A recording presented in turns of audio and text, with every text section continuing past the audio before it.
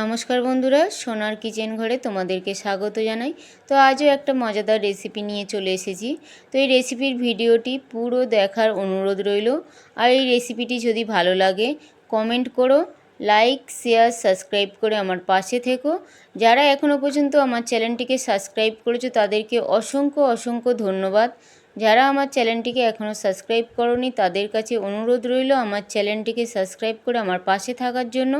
যারা আমার Facebook page থেকে দেখছো তাদের কাছে অনুরোধ রইল একটা লাইক দিয়ে ফেসবুক পেজটা একটু ফলো করে দেওয়ার জন্য। তো রেসিপিটি বানানোর জন্য এখানে দেখো আমি ওলের ডাঁটা নিয়ে নিয়েছি। এই ওলের ডাঁটা কিন্তু খেতে ভীষণই ভালো লাগে। তোমরা যদি আগে কোনো দিন না খেয়ে থাকো একবার এইভাবে আমার মতন করে বানিয়ে দেখো। তো ওলের ডাঁটাটা দেখো আমি ছাড়িয়ে এইভাবে ছোটো ছোটো করে টুকরো করে কেটে নিয়েছি। কাটানোটা আর ছাড়ানোটা তোমাদেরকে আর দেখালাম না। তারপরে দেখো এদিকে আমি গ্যাসের মধ্যে কড়াইতে একটু জল বসিয়ে দিয়েছি। জলটা খুব ভালোভাবে গরম হয়ে গেছে। এবার ওই ফোটান্ত জলের মধ্যে আমি একটু নুন দিয়ে দিলাম। দেওয়ার পরে যে আমি ওলের ডাঁটাটা কেটে রেখেছিলাম আমি ওই ডাঁটাটা জলের মধ্যে দিয়ে আমি একটু সিদ্ধ করে নেব। তো ওলের ডাঁটাটা আমি পুরো গরম জলের মধ্যে দিয়ে দিলাম। দিয়ে খুব ভালো করে ওলের ডাঁটাটা আমি জলের মধ্যে মিশিয়ে দিলাম। দিয়ে এবার আমি 10 থেকে 15 মিনিটের জন্য আমি ওলের ডাঁটাটা ঢাকা দিয়ে আমি সিদ্ধ করে নেব। খুব ভালো করে ওলের ডাঁটাটা সিদ্ধ করব। তো এখানে দেখো 10 থেকে 15 মিনিট পরে আমি ফিরে এলাম। আসার পরে দেখো ওলের ডাঁটাটা কিন্তু একদম কমে গেছে আর খুব ভালোভাবে কিন্তু ওলের ডাঁটাটা সিদ্ধ হয়ে এসছে। তো এখানে দেখো ওলের ডাঁটাটা সিদ্ধ হয়ে এসছে। তো এবার এই ওলের ডাঁটাটা আমি উঠিয়ে নেব। আমি একটা ছাঁকনির সাহায্যে ওলের ডাঁটাটা আমি উঠিয়ে নিলাম। আর এইভাবে গরম জল থেকে জলটা কিন্তু ঝরিয়ে নিতে হবে। নেওয়ার পরে আবারও আমি একটা কড়াই বসিয়ে দিলাম। ওই কড়াইতে আমি একটু সাদা তেল দিয়ে দিলাম। তোমরা চাইলে সর্ষের তেল দিয়েও করতে পারো। আমি এখানে সাদা তেল দিয়ে দিলাম।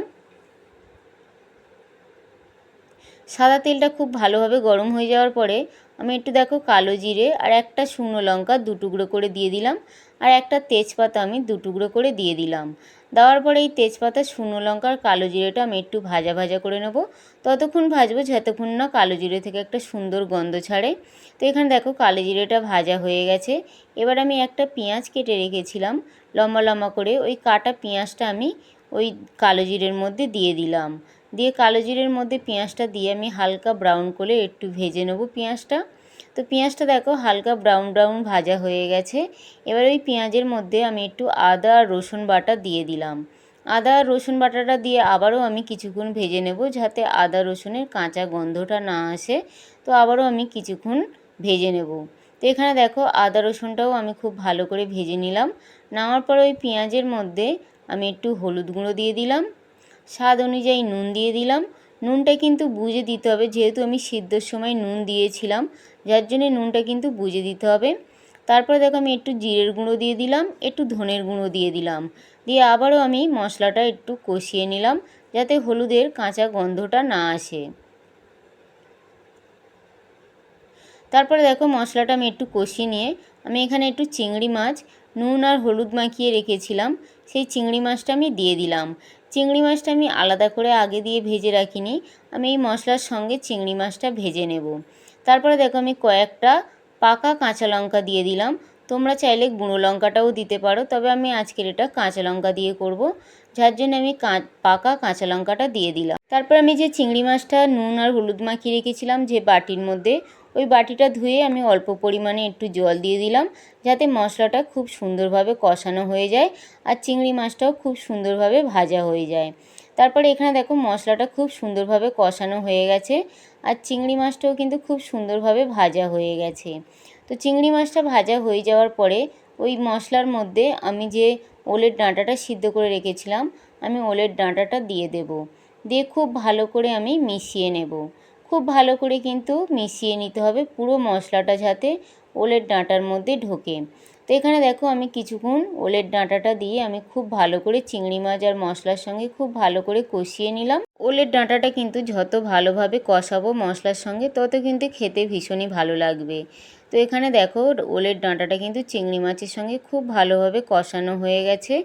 এবার এই ওলের ডাঁটার মধ্যে আমি অল্প করে একটু জল দিয়ে দেবো, খুবই সামান্য পরিমাণে জলটা দেব যাতে ওলের ডাঁটার মধ্যে মশলাটা খুবই ভালোভাবে ঢুকে যায়, যার জন্য আমি জলটা দিলাম। যেহেতু ওলের ডাঁটা সিদ্ধ করা আছে তার জন্য আমি জলটা দিয়ে দিলাম। দিয়ে আবারও আমি কিছুক্ষণের জন্য ঢাকা দিয়ে রেখে দেবো, যাতে ওলের ডাঁটার মধ্যে মশলাটা খুব ভালোভাবে ঢুকে যায় আর জলটাও খুব ভালোভাবে শুকিয়ে যায়।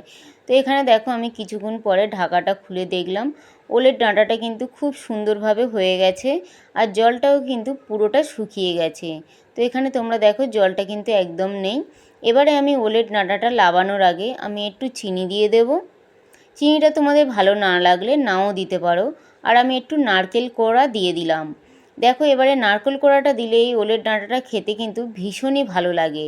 তোমরা আগে যদি কোনো দিন এইভাবে ওলের ডাঁটা খেয়ে না থাকো, একবার আমার মতন করে এইভাবে বানিয়ে দেখো, আশা করি তোমাদের ভীষণ ভীষণ ভালো লাগবে। তো নারকেল আর চিনিটা দিয়ে আমি কিছুক্ষণ আবার নাড়াচাড়া করে নিলাম। নেওয়ার পরে দেখো এখানে ওলের ডাঁটা পুরো পরিবেশন করার জন্য রেডি হয়ে গেছে। আর কত সুন্দর দেখো দেখতে লাগছে, আর খেতেও কিন্তু দুর্দান্ত লাগে। তো একবার হলেও তোমরা এইভাবে আমার মতন করে বানিয়ে খেয়ে দেখো, আশা করি ভীষণ ভীষণ ভালো লাগবে। আর এই ওলের ডাঁটাটা গরম গরম ভাতের সঙ্গে কিন্তু অপূর্ব লাগে।